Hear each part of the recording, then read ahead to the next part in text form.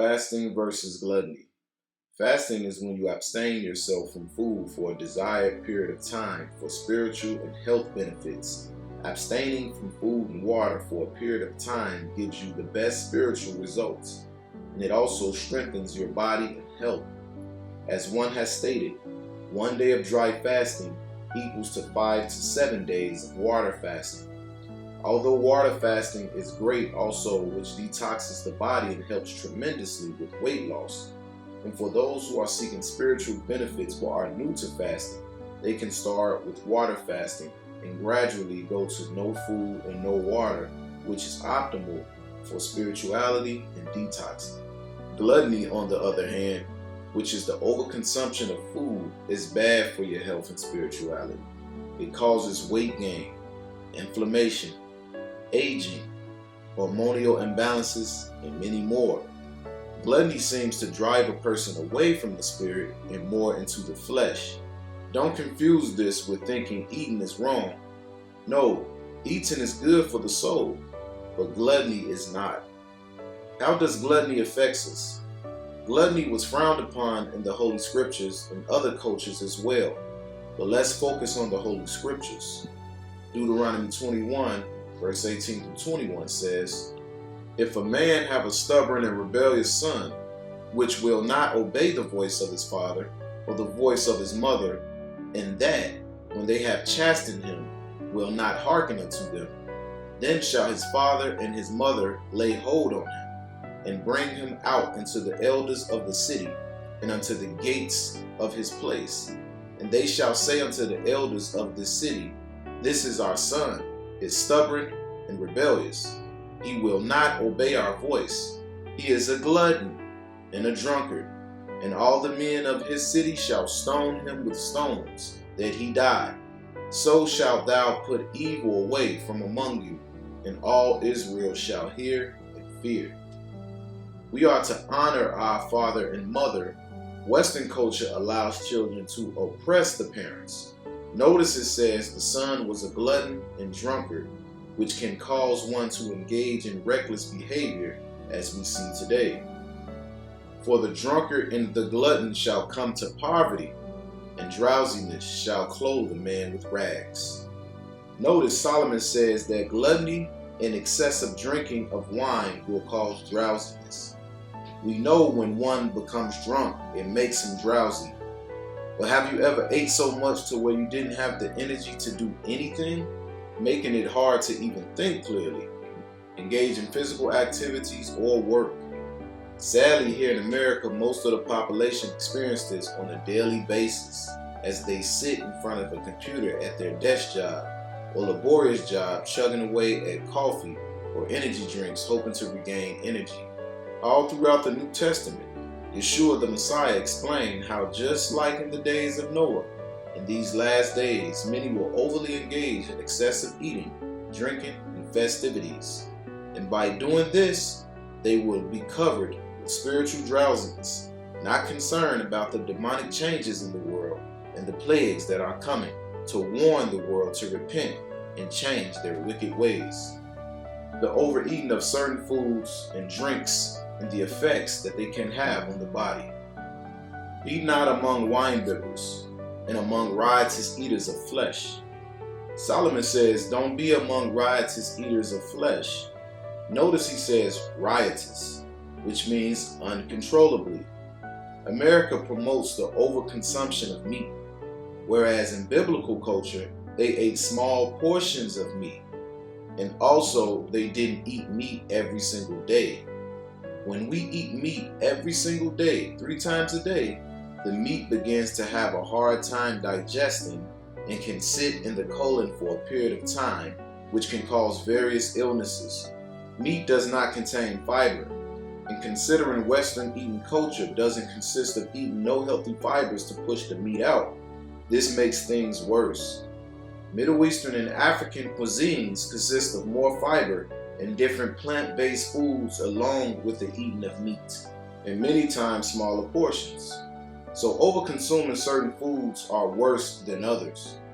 If you eat a big bowl of beef every day and drink a whole bottle of wine to yourself, your health will decline versus you eating a big bowl of greens, beans, and fruit. Gluttony puts your mind in a more carnal state also. Whenever you watch a movie, notice they always depict pirates, barbarians, and reckless people as gluttonous, overly eating and drinking. But the noble, regal, and royal type of people as those who control their eating and drinking habits. This is not to say that banqueting is bad, but remember, moderation is key. People that live a more reckless, sinful lifestyle are usually gluttonous people. Gluttony practiced in Sodom and Gomorrah. Behold, this was the iniquity of thy sister Sodom. Pride, fullness of bread, and abundance of idleness was in her and in her daughters. Neither did she strengthen the hand of the poor and needy. And they were haughty, and committed abomination before me. Therefore I took them away as I saw good. When the people think of Sodom, they only think of its perverse and homosexual customs the people practice. But Sodom and Gomorrah was abhorred by the heavenly creator Yah also for their stingy, gluttonous ways.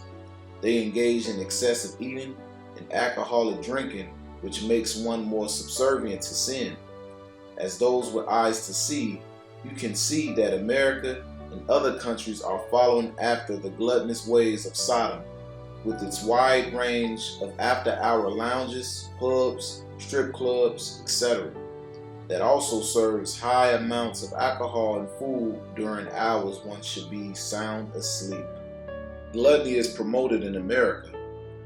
America tops the list of countries by far with its serving sizes, with its portions being more than double, even triple sizes larger than other countries.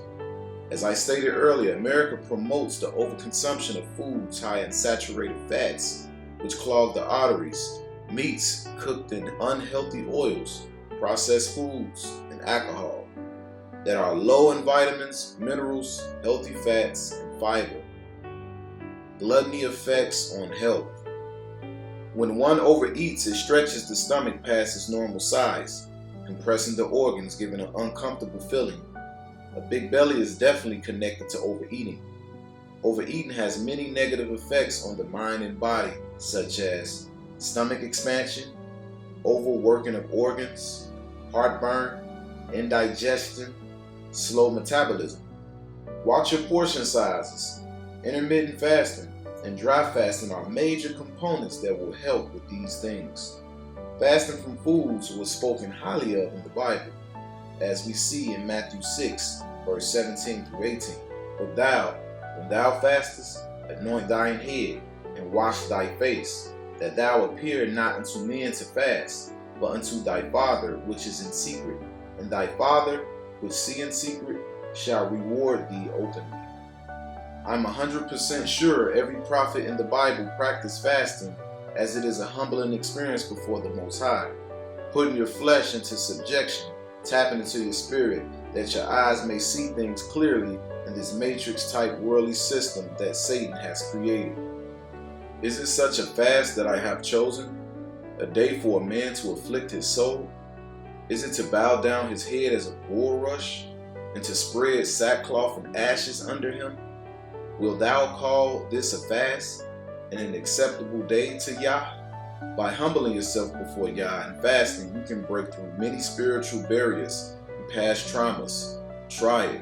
Fasting in ancient times were oftentimes practiced amongst the people residing in the Middle East, as we read throughout the Bible how the Israelites fasted, the Muslims fast, in Asia the Hindus fasted, the monks in Asia fasted, also in ancient Egypt people fasted, and throughout parts of Europe. Although I do not adhere of worshiping false idols and deities, I only worship the true Creator Yah. I stated this to point out the fact that ancient people of different backgrounds and cultures saw the benefits of fasting. Gluttony is very prominent in the Western world more than anywhere else, which raises questions on why the Western world does not promote fasting. Considering fasting can reverse inflammation, which causes many diseases, repair blood cells, regulate insulin, and many more.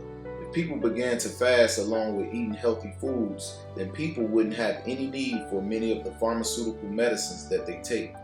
There is nothing good that comes from living a gluttonous lifestyle, but spiritual suppression, a body that becomes weakened and diseased, and eventually death. Where fasting, along with eating the correct foods and portion sizes, helps your spirit, strengthens the body and mind, and helps you live longer. Choose wisely.